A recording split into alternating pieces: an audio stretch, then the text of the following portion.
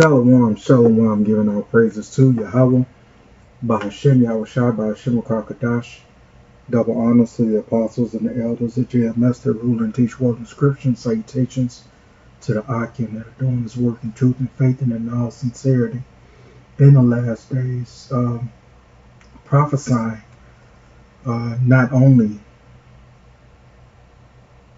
for our people, but giving judgment unto the rest of the other nations.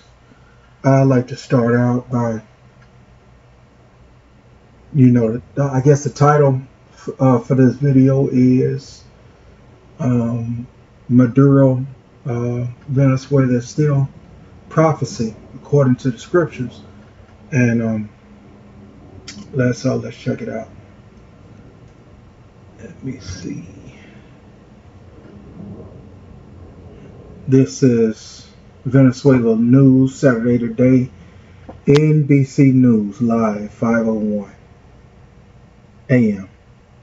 So this happened hours ago, but still relevant because it's today, and it's part of this lesson. A dramatic and a busy morning already, as we learned just a matter of hours ago that the U.S., according to President Trump, launched a large-scale strike on Venezuela, attacking the capital city of Caracas and several nearby areas. President Trump posting on Truth Social at about 4:30 this morning, announcing those strikes and also revealing that the Venezuelan president, Nicolas Maduro, and his wife had been captured by the U.S. forces and flown out of the country. President Trump also saying that he will hold a news conference in just a few hours where we assume he will share more details about the strikes and what should happen next. It all punctuates what has been a dramatic series of months. The president with warnings and threats all directed at Maduro and his regime. We have full coverage this morning. We begin with NBC's Julie Sirkin. She is traveling with the president. He is at Mar-a-Lago. She is nearby. Julie, good morning.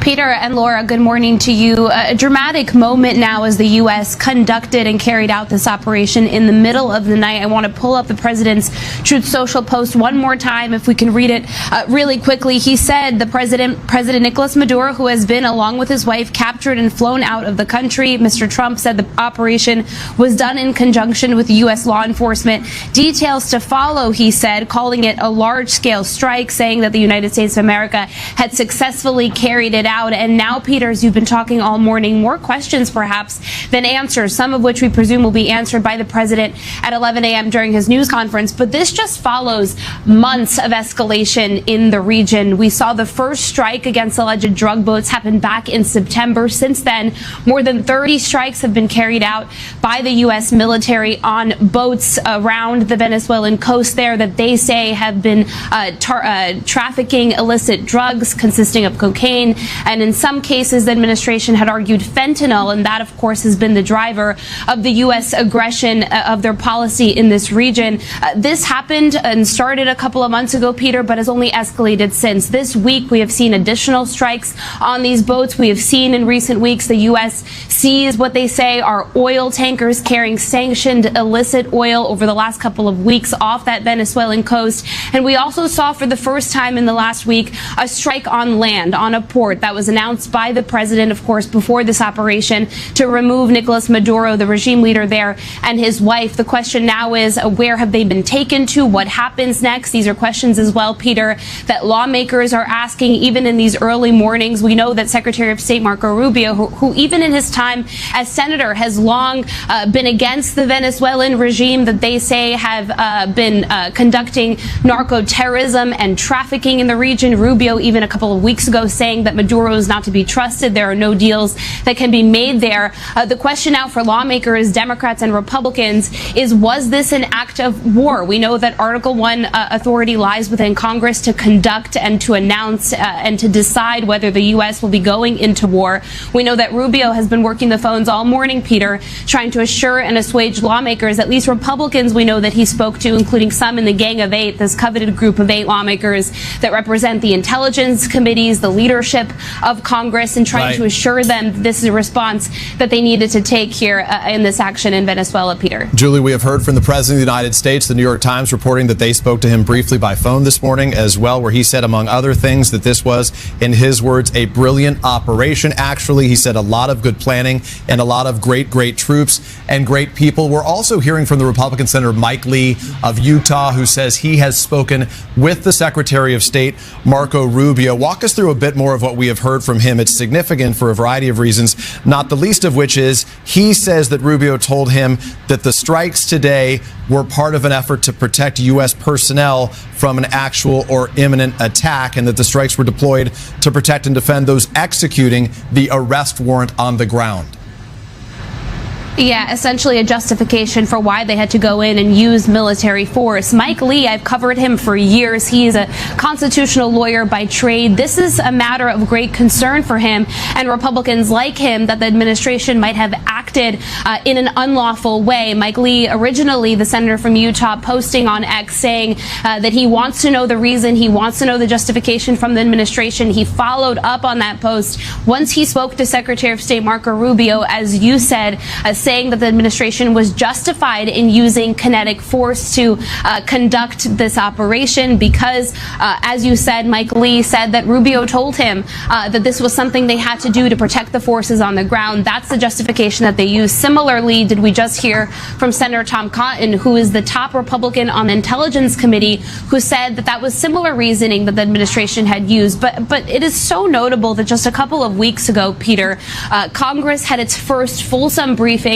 from Secretary of State Rubio, from Pete Hegseth as well, the Secretary of Defense, a couple of weeks ago, where they took lawmakers in a closed-door setting, where they answered their questions about these operations. What they did not tell them in that moment, Peter, according to Republicans and Democrats that I spoke to, was what was the goal of this operation? Was their ultimate goal to take Maduro out for regime change? Senator Lindsey Graham, for example, telling me that was explicitly the question that he asked, and one that he did not get answered. Democrats, meanwhile, Peter, have been saying all morning, posting on X, that they walked away from that meeting with the knowledge that the administration would not take this step. And yet here you are, we have this, the Trump administration conducting this major operation, according to the president, overnight, answers of which we still don't have many questions. The president told the New York Times as well this morning, Peter, that he will answer some of those questions, including the justification that they used and what happens next in just a couple of hours from now at a press conference. Yep, the president late last year saying that Maduro's days were numbered. Among the questions right now, was this a negotiated exit? Questions we hope to answer at 11 o'clock in that news conference. Julie Sirkin there in Florida for us. Julie, thank you. Hey, thanks for watching. And don't forget, you can catch the Today Show every morning on NBC or take Today when you're on the go. Just follow the Today podcast on Apple Podcasts, Spotify, or wherever you listen. Running breaks your joints. Tai Chi builds them back. After 50, this is the strangest way I've ever seen to eliminate the parasite that causes type 2 diabetes. And the reason you've... That's Gabrielle Arzola. She is joining us live from Doral. She is outside in Arepaso, which we know is the mecca of the Venezuelan community there. And Gabby, thing's pretty busy behind you, Gabby. It's 6 a.m. and people have been out there. Can you tell us about what you're seeing and how long you've been seeing people out there reacting to this news? Guys, history is being made in real time. Now, you got to remember that, Venezuela, okay, is a vassal state. So even though it looks like Asher's controlling everything on the land that it sits on, do not be fooled. Okay, Asher is still under the curses because Asher's an Israelite, okay, of the 12 tribes. Okay, that means Asher and all his descendants are still under the curses, and do not be fooled by the appearance of autonomy and the appearance of sovereignty. Asher's not sovereign. Okay, even though Asher has his own land, Asher's not sovereign. So that means all the resources that's in the land of Asher is still being controlled by Esau, Edom, and the heathen nations. Okay? This is straight facts, no more, no less. And what you see on the screen right now is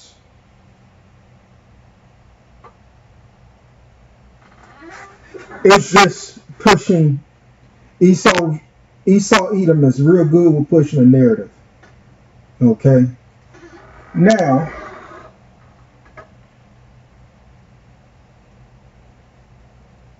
let's get back to scriptures.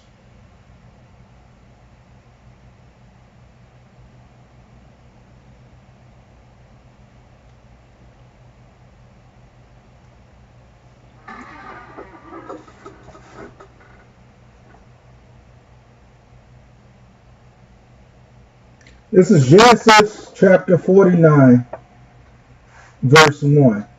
Okay, that I may tell you that which shall befall you in the last days. This verse governs every tribe that follows, including Asher. So nothing about Asher here is ancient only. It's end time prophecy. Okay, out of Asher his bread shall be fat, and he shall yield raw dainties. Okay? Bread equals substance, supply, fat, abundance, the oil, richness. Raw dainties consumed by rulers, not ruled by Asher. Asher feeds kings. He does not become one on this side.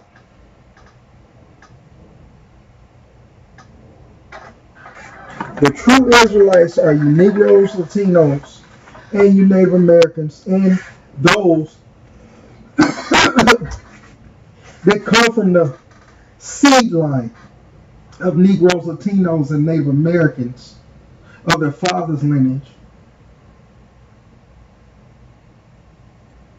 Also those that don't necessarily look like a Negro, Latino, and Native American, but come from that lineage that may look like the other nations.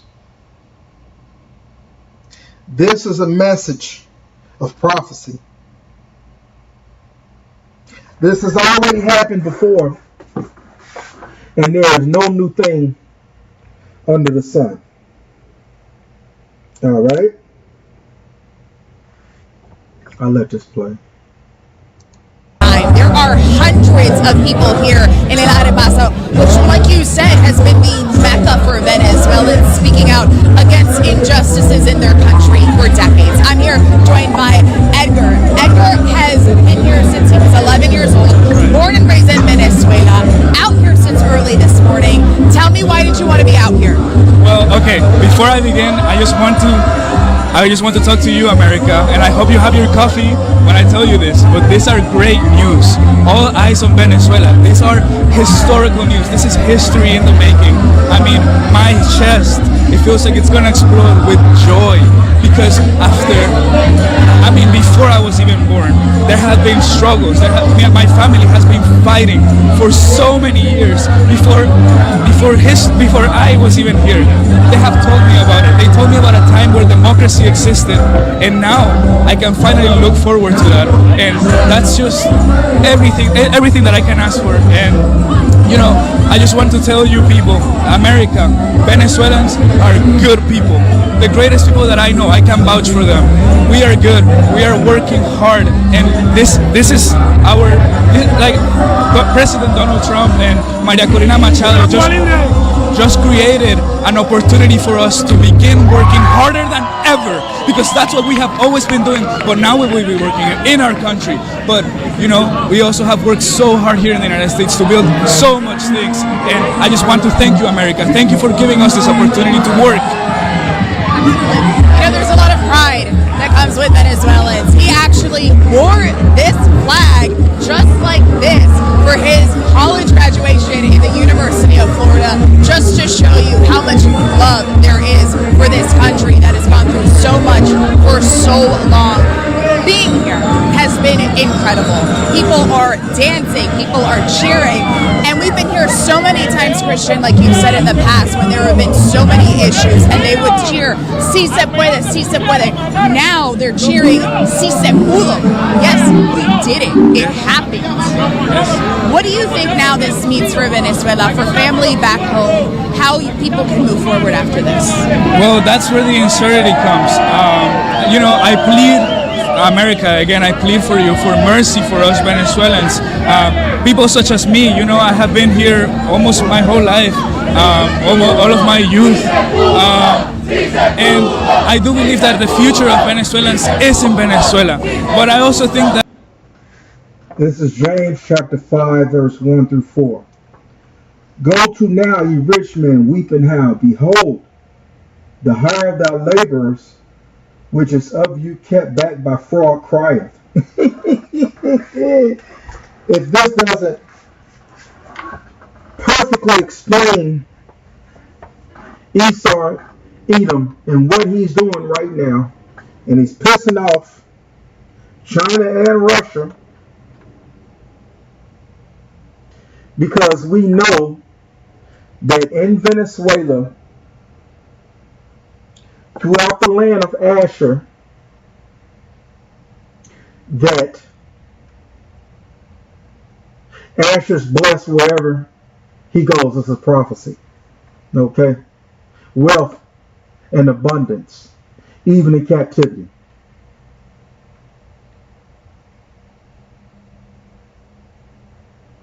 What we know about Venezuela and the region of Asher is majority of the oil in the world comes from this region. Not only does it come from this region, but it's also the most refined oil in the world. So there's a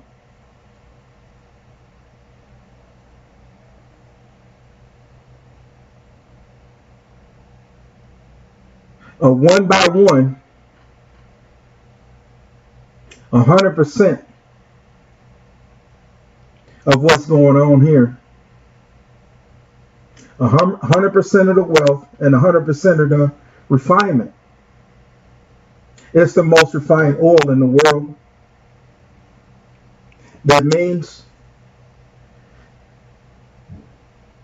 there's little work to do to turn this particular oil into whatever's needed. It's already somewhat clean. The process is low in number to get it clean enough for like fuels and stuff like that. So, understanding prophecy and understanding that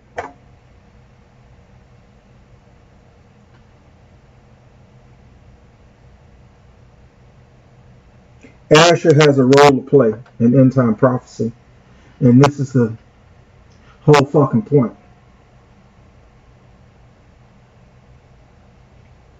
There's no way that any of the tribes is going to escape the end time prophecy described in Genesis 49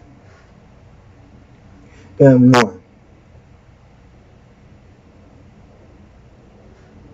Let's go.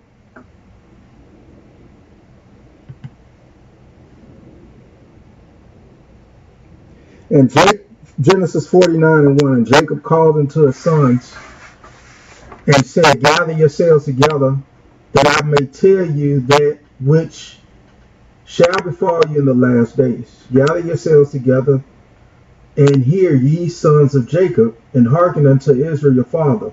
Reuben, thou art my firstborn, my mighty, and the beginning of my strength, the excellency of dignity, and the excellency of power. Unstable as water, thou shalt not excel. because thou wentest up to thy father's bed, then defouledst thou it. He went up to my couch. Simeon and Levi are brethren. Instruments of cruelty are in their habitations. O my soul, come not thou into their secret, into their assembly, mine honor, be not thou united.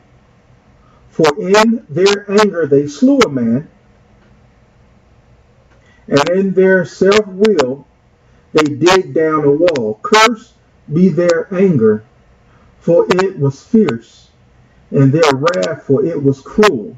I will divide them in Jacob and scatter them in Israel. Judah, thou art he whom thy brother shall praise. Thy hand shall be in the neck of thy enemies. Thy father's children shall bow down before thee. Judah's a lion's whelp. From the prey, my son, thou art gone up. He stood down and crouched as a lion, and as an old lion, who shall rouse him up? The scepter shall not depart from Judah, nor a lawgiver from between his feet, until Shiloh come. And unto him shall the gathering of the people be. Binding his foal unto the vine, and his ass colt unto the choice vine, he washeth his garments in wine, and his clothes in the blood of grapes. His eyes shall be red with the wine of his teeth, white with the milk. Zebulun shall dwell at the haven of the sea. He shall be for a haven of ships, and his border shall be unto Zidon. Issachar, strong ass, crouching down between two burdens. And he saw the rest was good, and the land it was pleasant, and bowed his shoulder to bear, and became a servant unto tribute. Dan shall judge his people as one of the tribes of Israel. Dan shall be a serpent by the way, an adder in the path that biteth the horse's heel, so that the rider shall fall backwards. I have waited for thy salvation, O Lord. Yet a troop shall overcome him, but he shall overcome at the last. And here's the point, verse 20. Out of Asher his bread shall be fat, and he shall yield royal dainties.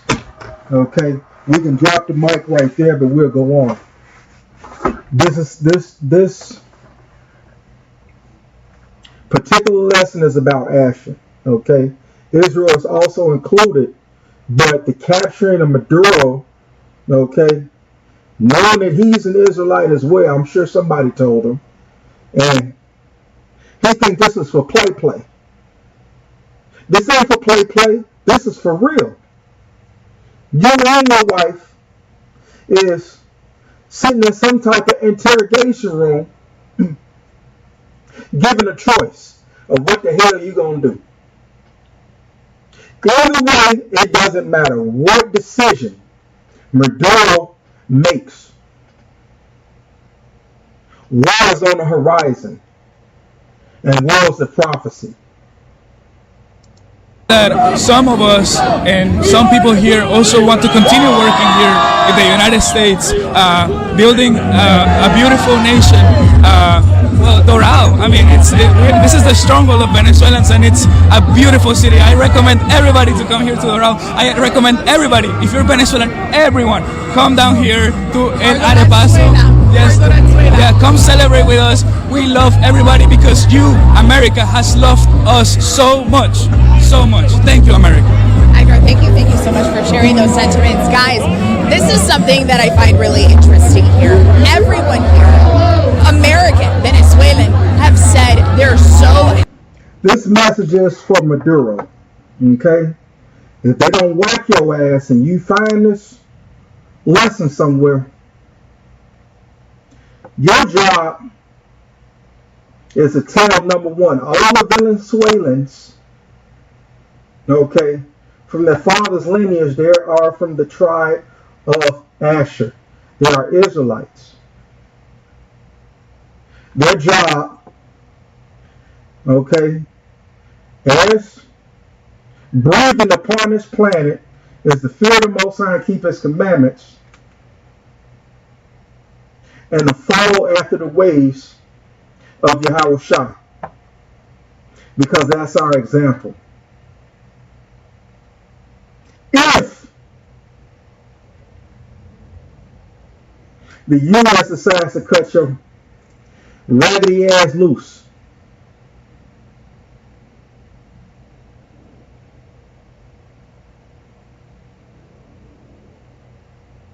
this should have been your job the whole fucking time. Is to tell these Venezuelans through their father's lineage, their sole purpose of existing on this planet is to give glory unto the Most High Yahweh, Bahashem Yahweh Shai, and to be the vessel that Yahweh Bahashem Yahweh Shai has called you to be as a ruler under order of Yahweh Bahashem Yahweh Shai. Period.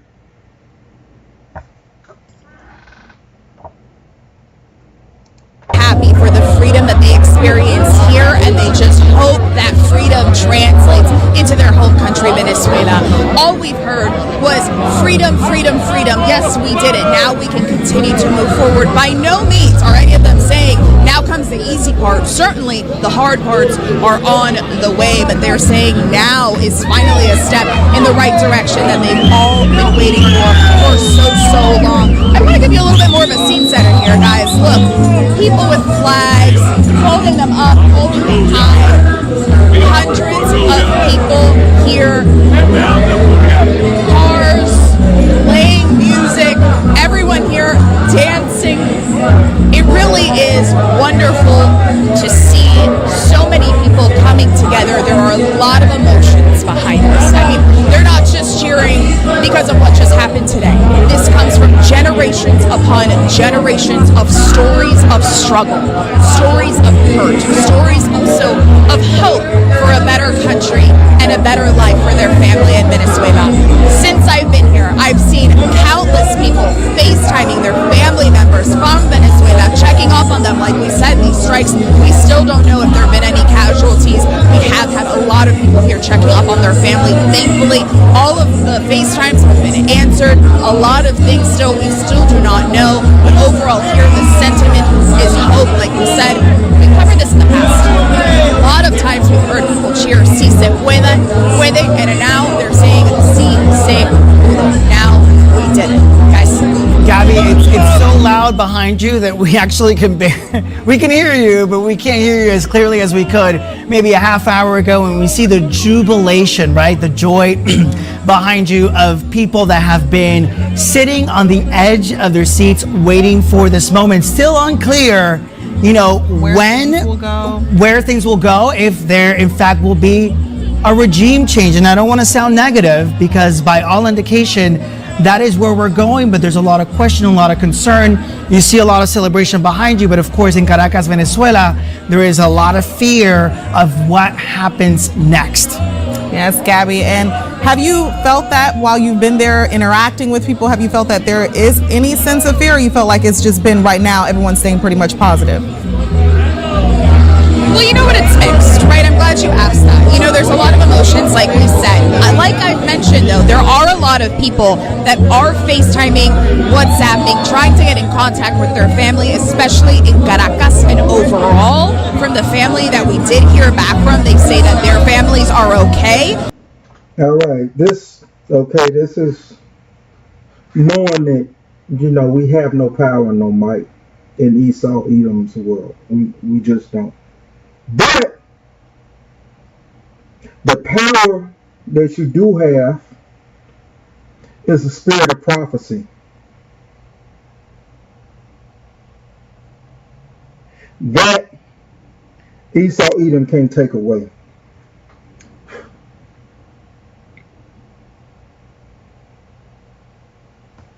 This is Judges chapter 1 verse 31, and it reads, "Neither did Asher drive out the inhabitants of Achol, nor the inhabitants of Zidon, nor Ahal, nor Ashbib, Ashib, nor of Helbin, nor of Aphik, nor of Rehob. But the Asherites dwelt among the Canaanites, the inhabitants of the land, for they did not drive them out. Now, you are not powerless, Asher. You have the spirit of prophecy. You physically don't have any power because you're an Israelite. We're all under the curses of Deuteronomy 28. But you do have the power of prophecy. Your job as a leader or any influence is to tell your people what time it is. Yahushua is coming back to reclaim the planet under the authority of Yahweh. Okay? And having that authority of prophecy, this is what you must do. And so we know that the 2/3 are not going to do it, but nevertheless, this is your job, regardless of the fact. I digress. Obviously, still very much shaken with the strikes that happened early this morning, but overall, we have not heard yet of a report of a casualty or family members that are not answering them back. Actually, the opposite. We heard several family members in Venezuela that are celebrating at home quietly despite everything that's happening right now in their home country. So it is very interesting, but of course, this is still very much developing. We'll be hearing more stories throughout the morning. So, of course, stay with us because we'll be here all day. Guys. All right. Thank you, Gabby, reporting live for us from Doral. We'll check back in with you later.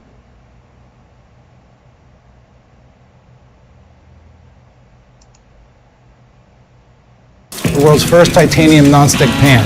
It's going to blow your hair back. I'm Mike Pagale, 3 Michelin chef.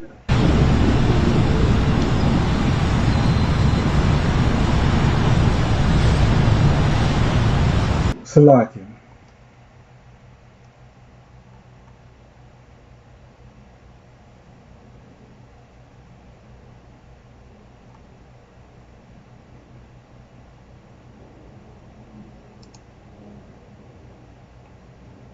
Rubio early this morning, and I look forward to receiving further briefings from the administration on this operation as part of its comprehensive counter-narcotics strategy when the Senate returns to Washington next week. Now, if you think this is about drug smuggling or anything like that, you're a fool.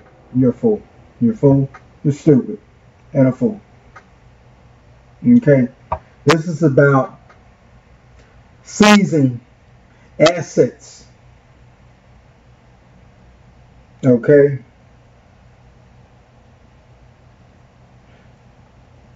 Through means of control.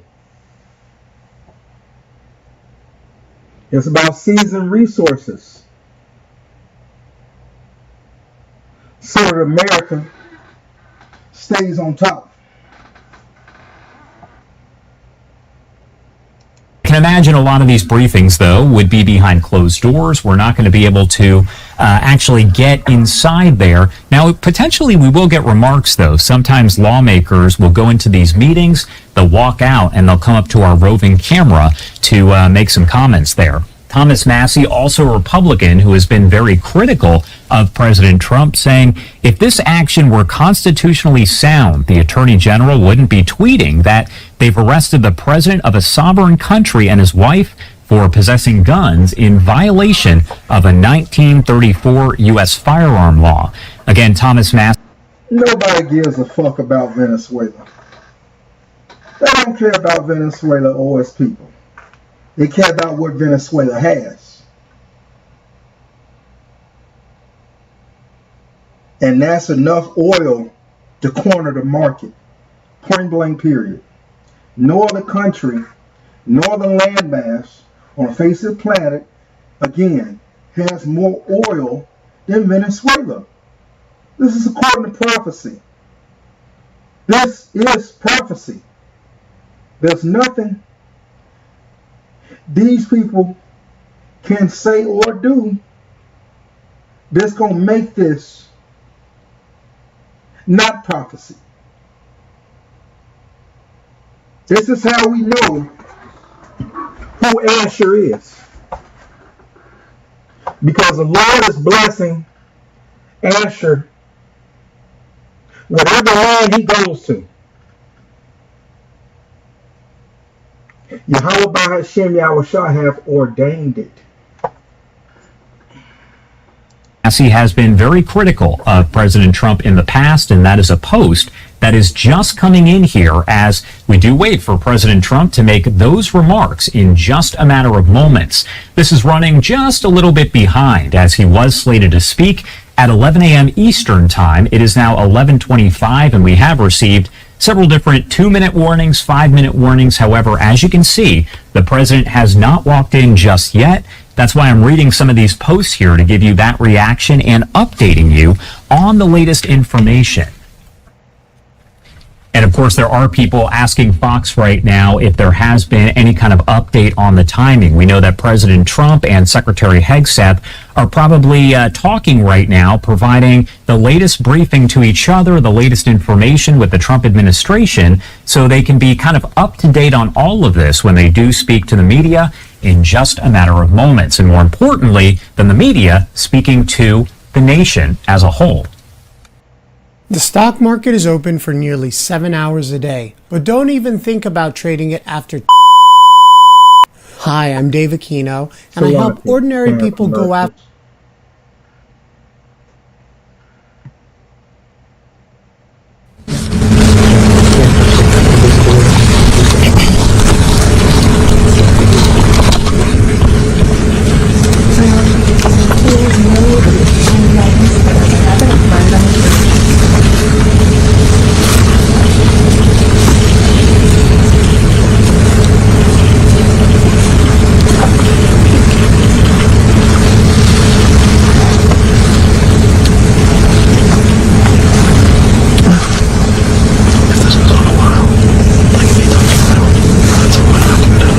These are ancient prophecy that is still relevant today. Okay, this is Ezekiel chapter 48, verse 2. And by the border Dan from the east side unto the west side a portion of Asher. Okay, and by the border of Asher from the east side even unto the west side a portion for Naphtali. So you have to understand, given ancient timelines and maps and stuff like that, we had our kingdom, obviously, that was broken up into sections as being functional as a kingdom, with every tribe having a specific job to do.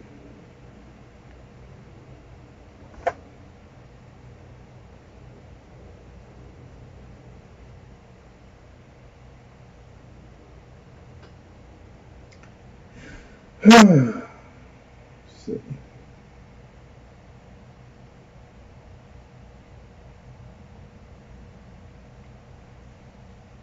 Asher stays by the sea.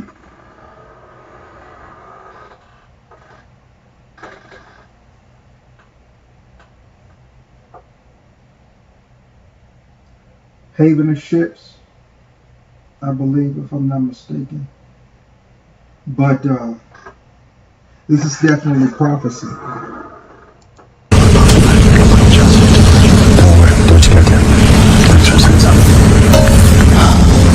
And of course, as you can hear there, we're kind of listening into some of the chatter. Folks have received the 2-minute warning, the 5-minute warning. However, this has not started just yet. I'm sure everyone there who's involved wants to make sure that they do have the most up-to-date information before they do provide it to the media. And as I said, more importantly than providing it to the media is providing it to the American people who are watching this in very large numbers. And if you're choosing to watch it with us here on Live Now from Fox, thank you so much for doing that. We're going to continue to cover this all throughout the day and bring you the very latest information as we get it. These comments from President Trump are going to be in full. We're also going to have Secretary Hegseth, and we may potentially get even more news conferences as the day does progress. We'll, of course, bring those to you as they do come into our newsroom. Just pull the True Social side up and show it. Okay, and my producer, Ryan here, just saying that there is a photo that it looks like we have via Truth Social that does actually show Maduro in custody, and this would be the first of the photos released. She's working to pull it up for me right now so we can show it to you at home as we await President Trump making his remarks.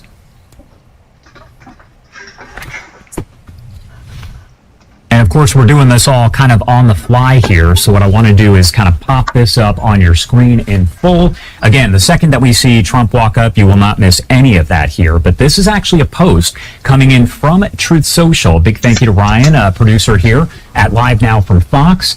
And you can see that photo. Looks like Nicolas Maduro's eyes are covered here. He has a bottle of water in his hand, and it says Nicolas Maduro on board the USS Worship there that is bringing him over to New York.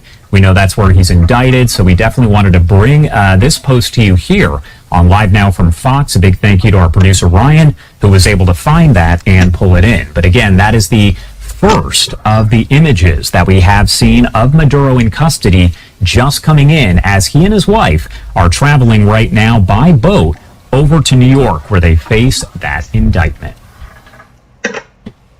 We have not received an update just. You know, if this doesn't kick you in the hind parts as a signal that we're in the last of the last days, nothing will. This could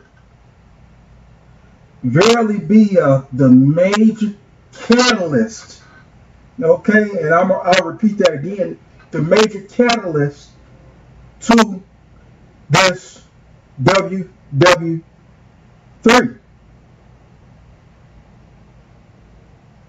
Back in our ancient times, wars were fought in honor, okay? One country stepped on another country's toes, for the most part, okay? Even though that, you know, money's always involved, but for the most part, it was of one country stepping on another country's toes. You infringed on the people of the land some kind of way, which was the reason for going to war. The war is strictly about money now, because the elite of this world, okay, the powers that be, and I use that word loosely, but the powers that be have their hands all up and down in this incident that's going on right now. Like I said, this could very well be the hairpin trigger that kicks off this WW3.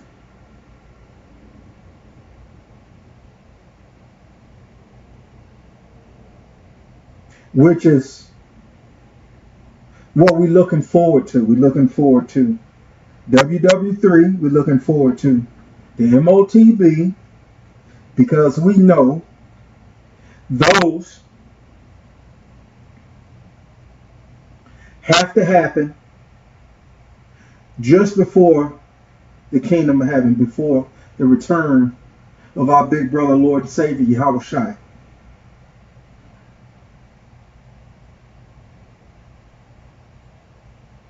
Okay, now, again, I speak as a man. I speak as a man, okay, that I do believe that this war starts and then the economic collapse in the midst of the war, and when one side is not what you call it, when the other side is not prevailing, that's it. When the other side is not prevailing, then y'all got to pull out the Hail Mary. That Hail Mary is the ICBMs. When they know the conventional war is not going to be won that particular way. That's the play that's being called. I believe that this war starts with boots on the ground, and in the midst of this, the economic collapse has per WW2, when the Germans was using the money to stay warm with because it was worthless.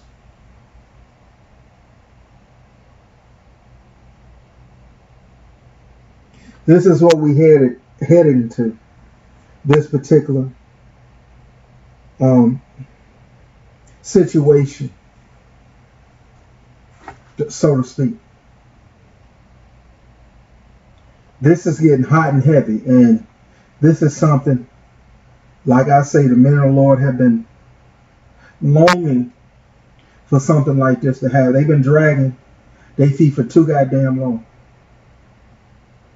And while they're dragging their feet, we're still suffering. Okay? We're suffering physically, mentally, spiritually. We're fighting demons consistently. There's no rest. This is a big issue for the sons of God. For Yahshua Allah, the Prince of the Power. Yet on the timing of when all of this should be getting underway, but we're keeping an eye on that. And of course, we did get the alert, as I mentioned, around 11 a.m. from the White House, which normally indicates that they are about to start any moment now. However, as you can see, if you're watching us here, it has not started just yet.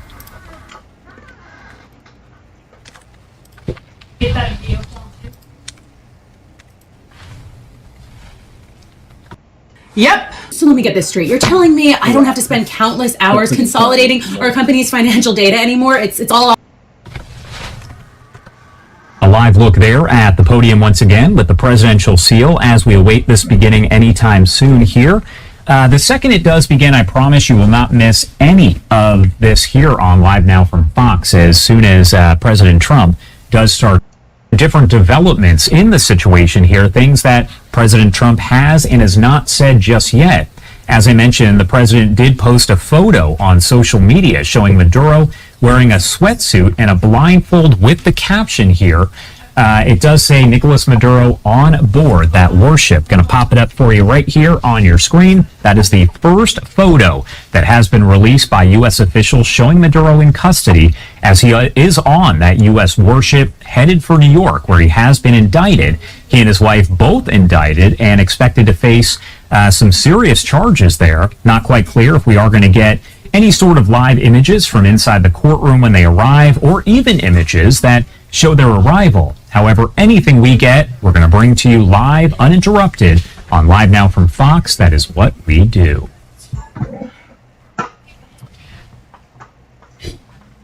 President Trump telling Fox News a bit earlier on today that he actually spoke to Maduro several times, including most recently about a week. Something's going on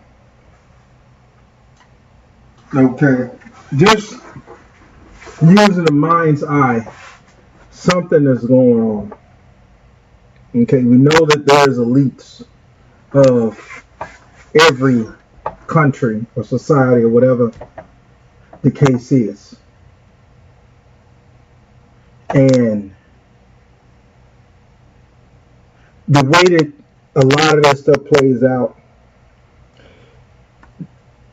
is their division among the ranks. Not only that, but they want this war to go on. Like I say, if everybody's on one accord, everybody's fighting to be the one sole country, and this is, I believe this is a reason why the elites are allowing this shit to happen. But all these people are on one accord to fight against each other as the number one sole country of this NWO. They're allowed to fight each other so that they can be at the right hand of who's ruling. Again, I speak as a man. This is what I believe is going down. It's all orchestrated. But the way that these people want to orchestrate this and the plans that Yahweh B'Shem Yahushai have is a whole lot different than what they set out to do. He wants all the nations in one area, Yahweh Shaphat, the valley of Jehoshaphat,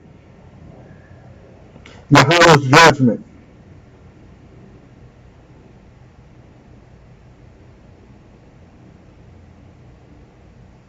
Why? Because he spoke it. This is the reason why.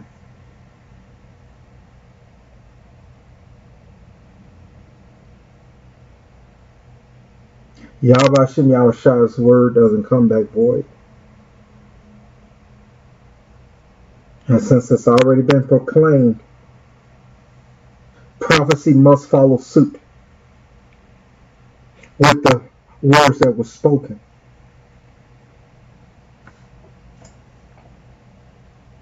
A week ago, Maduro denied that in an... And also, this is what I believe. I believe that they would rather do this some other way than to have all the nations or countries fight amongst one another. They want this to be quiet. And again, Yahweh Hashem Yahushai is not going to allow this NWO to be quiet. It's going to go out with a bang. Yahweh Ratazah. An interview on New Year's Eve saying he had only spoken to Trump in November, but President Trump did say that he spoke with Maduro about a week ago, and Maduro said he was not going to surrender, so the next step, of course, was to go in and seize Maduro and his wife, taking them into custody and bringing them back to the U.S. to face the charges.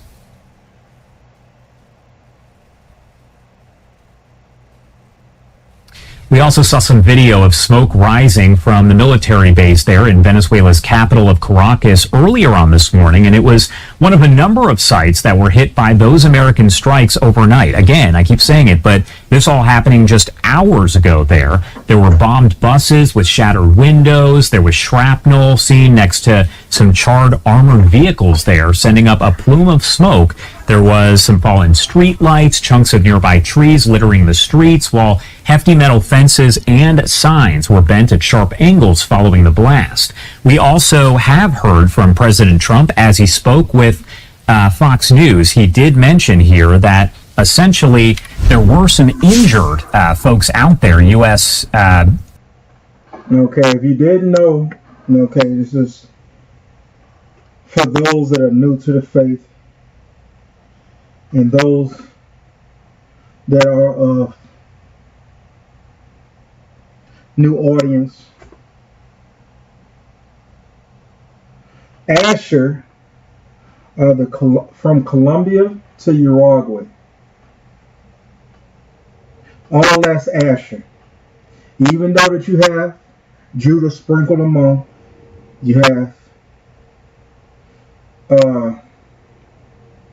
the Persians sprinkled among. That I believe, I think so. I think it's in Brazil and parts of South America, but you do have a different nationalities, but the main nationality there is Asher. Okay, and those are the people from Colombia to Uruguay. Military personnel who were injured in the attack. We see President Trump. Let's lift up the audio. Okay, thank you very much. This is big stuff. And we appreciate you being here. Late last night and early today, at my direction, the United States Armed Forces conducted an extraordinary military operation in the capital of Venezuela. Overwhelming American military power, air, land, and sea, was used to launch a spectacular assault.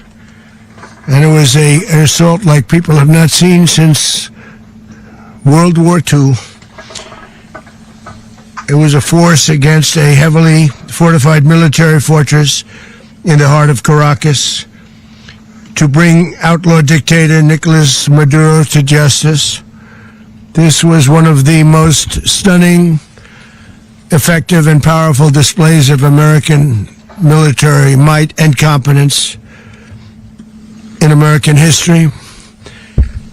And if you think about it, we've done some...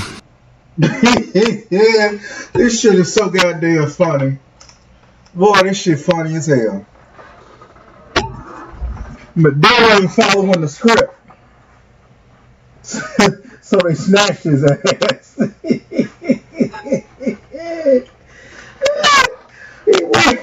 went against the script. Hey, we gonna get your ass. You keep playing around, we gonna come and get you. Sure enough, they came and got his ass.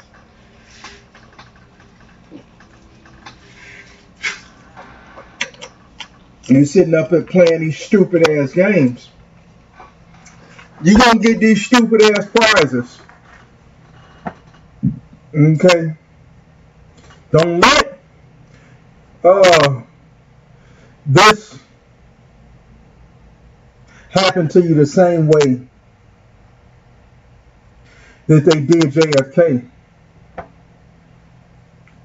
They knocked his noodles out in front of his wife. They knocked this shit out in front of his wife. As an example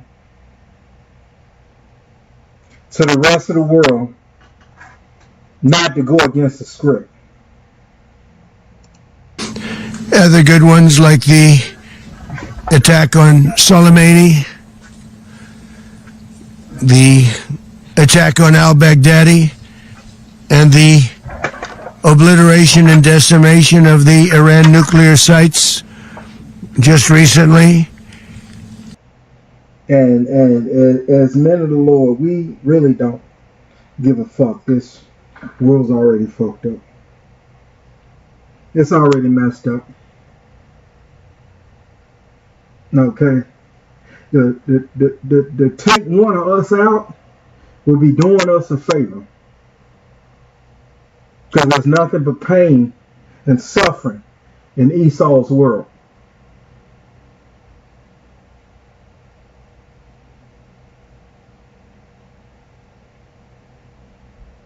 You don't have your children.